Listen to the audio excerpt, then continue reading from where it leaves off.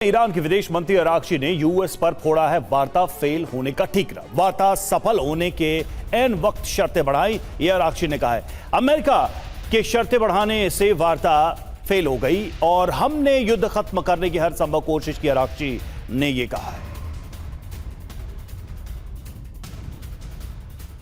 और वहीं अमेरिका बातचीत फेल होने पर पेजेश्कियान ने पोस्ट किया है। मसूद पेजेश्कियान की तरफ से पोस्ट किया गया। ईरान के राष्ट्रपति ने नसीहत दी है, तानाशाही छोड़कर अमेरिका समझौते की तलाश करे, ईरान के अधिकारों का सम्मान करे अमेरिका।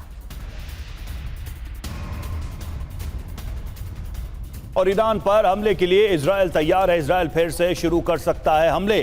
वार्ता फेल होने के बाद इजरायल हमले करेगा।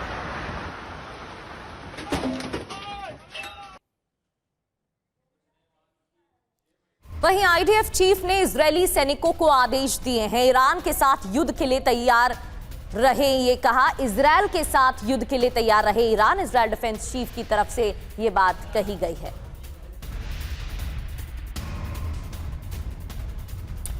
और इजरायल के पीएम नेतन्याहू ने किया है फ्रंट लाइन का दौरा। जी हां, इजरायल के कब्जे वाले लेबनानी क्षेत्र में यह दौरा किया है और लेबनान के वो इलाके जहां पर कंट्रोल है इजरायल का, वहां पर दौरा किया है।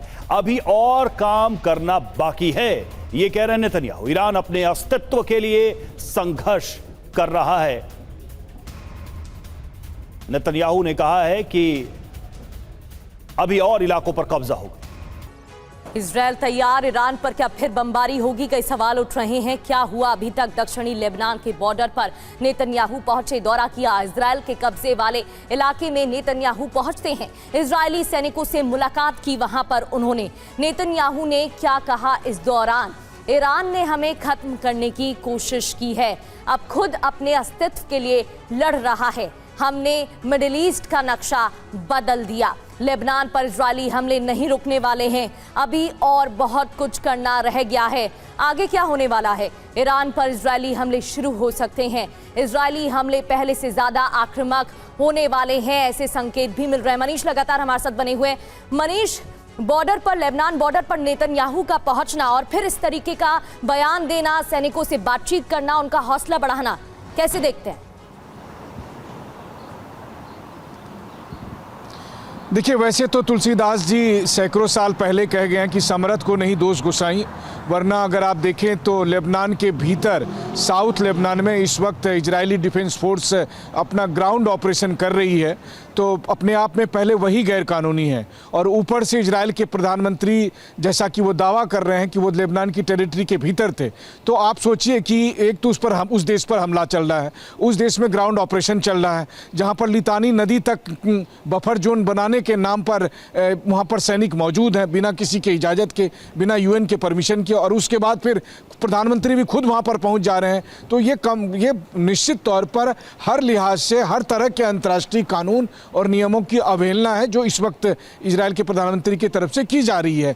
आप इसका वो चाहे जो भी जस्टिफिकेशन दे दें, लेकिन कम से कम उनको नहीं जाना चाहिए था। सैनिक अपना काम कर रहे हैं, सैनिक अपनी लड़ाई लड़ रहे हैं, वो अलग बात है, लेकिन उसका इस तरह से राजनीतिक इस्तेमाल करते हुए जब वो वहाँ पर पहुँचते हैं तो मुझे लगता है कि इजरायल के लोग भी बहुत ज़्यादा इसको पसंद नहीं कर रहेंगे। बाकी दुनिया के लिए तो जाहिर है कि ये अंतर्राष्ट्रीय नियम कानून की धज्जियाँ उड़ाना है कि आप किसी लेबनान भी यूएन का एक मेंबर कंट्री है, उस मेंबर कंट्री में कोई दूसरे देश का प्रधानमंत्री पहुंचकर अपने सैनिकों के साथ कहे कि देखो हम यहाँ पर इतनी ज़मीन कब्जा कर चुके हैं और आगे हमें अपना लक्ष्य पूरा करना है, ये बहुत ही गलत है। लेकिन फिर वही बात है कि ये बात कौन कहे, कौन रोके, और शायद वो इस बात का इंतज़ार कर रहे हैं कि अगर आप चाहते हो कि लेबनान में यह ऑपरेशन में ना जाऊँ तो मुझे दूसरा फ्रंट दे दो, और दूसरा फ्रंट हर किसी को पता है कि बस वो इंतज़ार कर रहे हैं कि कब ईरान से जंग शुरू हो, और ताकि फिर इजरायल पूरी तरह से ईरान के जंग में व्यस्त हो जाए। बिल्कुल मनीष, आपने कहा समरथ के नहीं दोष गोसाई, लेकिन लगता है कि नेतन्याहू ये समझते हैं कि everything is fair in love and war, तो वो इस सबको फेयर मानते हैं। और लेबनान एक ऐसा पॉइंट है जहां पर आकर पेच फंस गया बातचीत से पहले ही।